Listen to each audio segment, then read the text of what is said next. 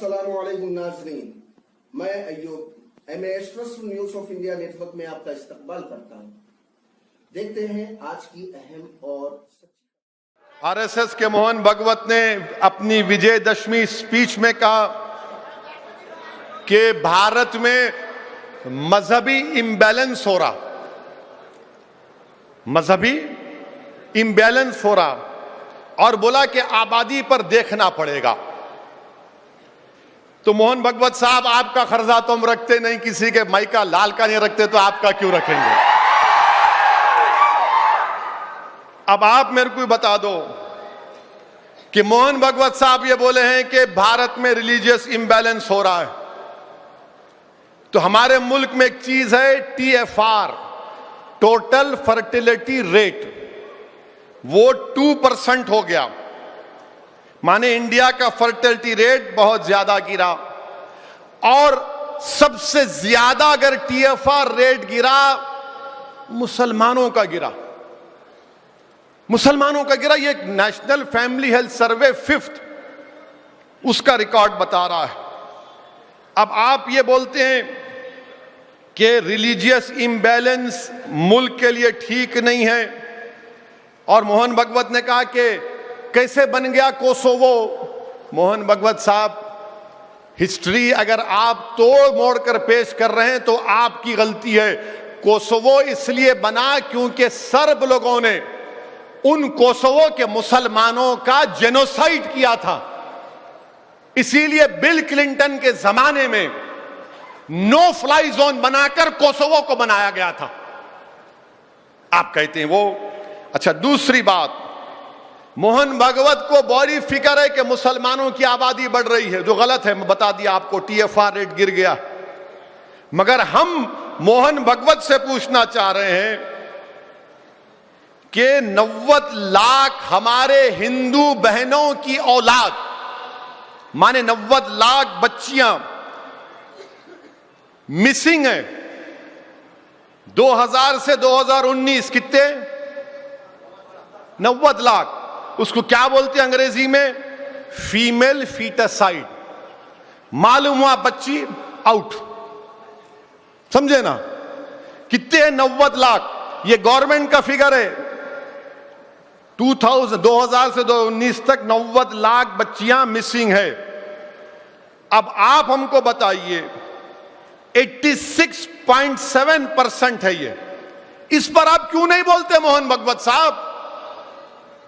आप बोलिए ना इस पर। अब बोलेंगे तुम क्यों नहीं बोलते? सुनो हम क्या बोलते। आपको मालूम जश्न रहमतुल्लाह अलमीन सल्लल्लाहु अलैहि वसल्लम है। अल्लाह के रसूल सल्लल्लाहु अलैहि वसल्लम ने सारी दुनिया को यह पैगाम दिया कि जब बेटी आती तो बाप उठकर उसका इस्तकबाल करता है। शहजादी जन्नत तशरीफ लाती तो अल्लाह के रसूल सल्लल्लाहु अलैहि वसल्लम खड़े हो जाते। अल्लाह के रसूल सल्लल्लाहु अलैहि वसल्लम ने क्या कहा कि अगर तुम घर में कोई तोहफा लाओगे, और सुनो आपके लिए भी है, मेरे लिए भी है, अगर तुम कोई घर में केक लेकर आए और तुम्हारी 2-3 बेटियां हैं या 5 बेटियां हैं और 1 बेटा है जैसा मेरे को है, तो जब केक बांटोगे तो पहले बेटियों से आखिर में बेटा। ये कौन सिखाए? हमारे आका मोहम्मद मुस्तफ़ा सल्लल्लाहु अलैहि वसल्लम।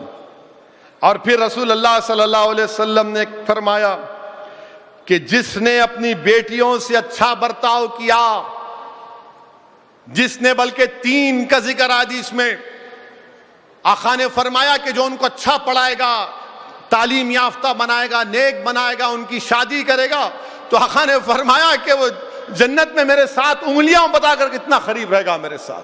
अब कुरान क्या बोलता है? भगवत साहब, आपको दावत दे रहा हूं मैं कुरान की। आप पढ़ लो सूरह इसरा चैप्टर 17 वर्स 31। अल्लाह फरमा रहा है कि अपनी औलाद को इसलिए मत मारो उनको कि तुम उनको खाना नहीं खिला सकते, हम उनको रोजी देंगे, और उनको मारना बहुत बड़ा गुनाह अल्लाह कुरान में कह रहा है। मोहन भागवत साहब, आप बोलो इस बारे में। ये विचार हिंदू राष्ट्र का विचार है, ऐसा लोग कहते हैं, क्योंकि वो है हिंदू राष्ट्र का यही विचार है, इसलिए हम कहते हैं हिंदुस्तान हिंदू राष्ट्र है। इन बातों को मानने वालों का संगठन हम कहते हैं हम हिंदू संगठन करते हैं, हम किसी का विरोध नहीं करते, सर्वेशाम और अविरोध चलता है। लोग हैं जो इसी को मानते हैं लेकिन इसको हिंदू कहने से कतराते या डरते हैं या विरोध भी करते हैं। नहीं चाहिए ये शब्द। मोहन भगवत एक और बात बोल दिए, क्योंकि संघ को बड़ी मोहब्बत लोगों से मिल रही है तो हिंदू राष्ट्र अब सीरियसली देखा जाएगा। याद रखिए, हिंदू राष्ट्र इंडियन नेशनलिज्म के खिलाफ है, हिंदू राष्ट्र भारत के खिलाफ है, हिंदू राष्ट्र जंगे आजादी में जिन्होंने इस मुल्क को आजाद कराया उनके ख्वाबों को चुकनाचूर करने का नाम है हिंदू राष्ट्र। इसके खिलाफ अंबेडकर थे, अंबेडकर की तकरीर, उनके जुमले सामने हैं। और अब आप पूछेंगे कि भाई साहब ये आप ही क्यों बोलते मोहन भगवत के बारे में? तो आप पूछो ना उन लोगों से जिनको तुमने वोट दिया था।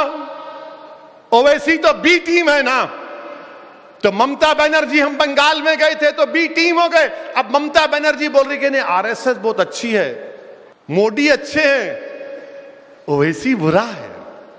वाह, मनम मनम वकटी हो गए। समझे आप? हाँ, बी टीम कौन है? ये तो पूरी टीम हो गई। बहन ममता बनर्जी ने मोदी अच्छे हैं, उनकी पार्टी खराब है, आरएसएस देशभक्त है। वाह, ममता बनर्जी ने तारीफ की और फिर हमको गाली देते हैं। कि हमारा चैनल आपको पसंद आए और हम इसी तरह से आपके लिए अहम और सच्ची खबरें लाते रहेंगे। हम आपसे रिक्वेस्ट करते हैं कि हमारे चैनल को प्लीज फॉलो कीजिए, शेयर कीजिए, लाइक कीजिए।